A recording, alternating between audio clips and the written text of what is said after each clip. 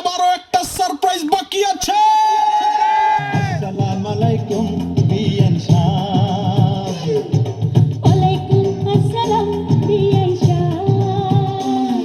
আরে আসসালামু আলাইকুম বিয়ান সাহেব। ওয়ালাইকুম আসসালাম বিয়ান সাহেব।